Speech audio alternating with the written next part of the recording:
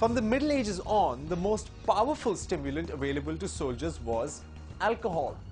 But having a bunch of drunk, hungover soldiers isn't great for the war effort. Until the chemical age brought an instant solution: amphetamines. Amphetamines are a psychostimulant drug which was first synthesized by German and Japanese scientists in the 19th century.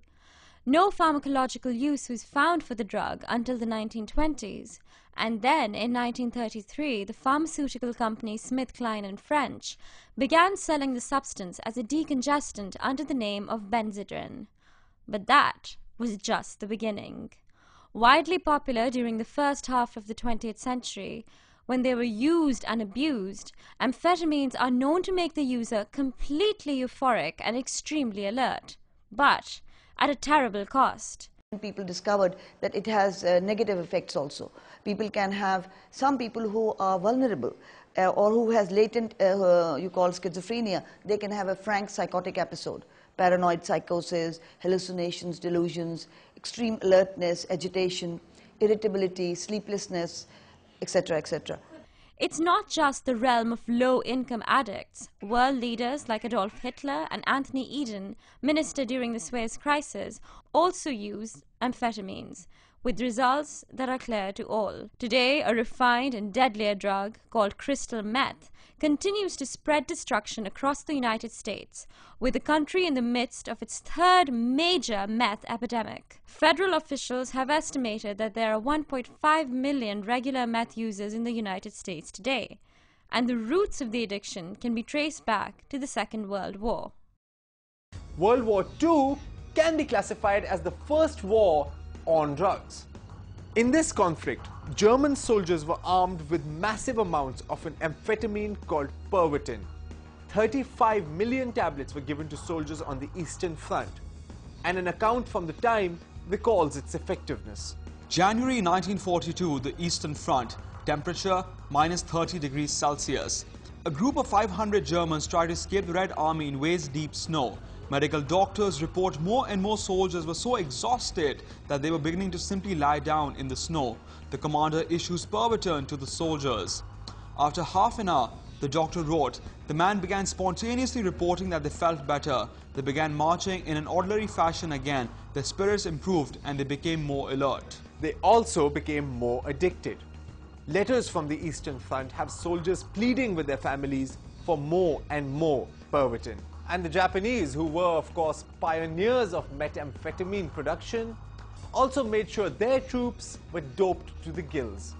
The kamikazes were famous for chewing amphetamines like candies, and even their farewell cup of sake was laced with drugs.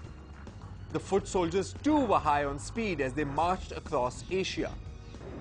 Not that the Allies were any better. British Royal Air Force pilots were supplied wakey pills to keep them in the air, just like US pilots had their go pills. The track record of both the German and the Japanese armies speaks for itself, both in their combat effectiveness and in the kind of atrocities they committed. And once the war ended, they were left with hundreds of thousands of addicted soldiers and millions of amphetamine pills, which of course were released into the civilian market, creating history's first methamphetamine addiction epidemics in both countries. And the United States, where meth was now considered a wonder drug for stressed mothers, had the first of 3 such epidemics. Then came Vietnam, where the amount of meth given to US soldiers between 1966 and 1969 outnumbered the total amount given to Allied soldiers in all of World War II. No surprise then that another meth epidemic followed the Vietnam War. And the strung-out US soldiers in this war were also notorious for shooting first and asking questions later. The 60s also saw the use of LSD or acid come into the mainstream. This powerful hallucinogenic was accidentally discovered by Swiss scientist Albert Hofmann in the 40s. It was developed by Sandoz Chemical Laboratories and was subsequently adopted by America's hippie generation as their drug of choice. They thought they had discovered the next step in human evolution. Predictably, the militaries thought they had developed the next best mind-controlled weapon. But as shown in this 1960s video from the United Kingdom, it didn't quite work out. The drug was administered in a drink of water given at the start of each day's exercise. 25 minutes later, the first effects of the drug became apparent. The men began to relax and to giggle. But this man was more seriously affected and had to be removed from the exercise. After 35 minutes, one of the radio operators had become incapable of using his set, and the efficiency of the rocket launcher team was also very impaired.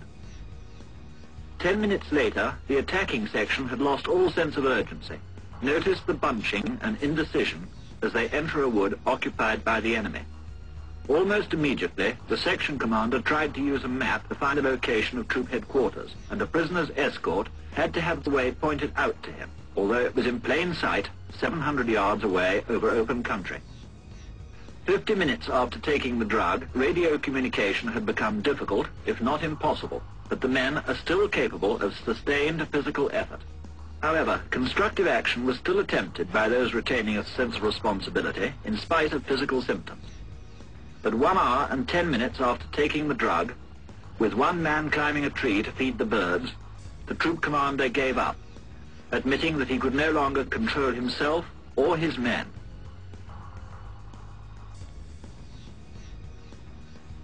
He himself then relapsed into laughter.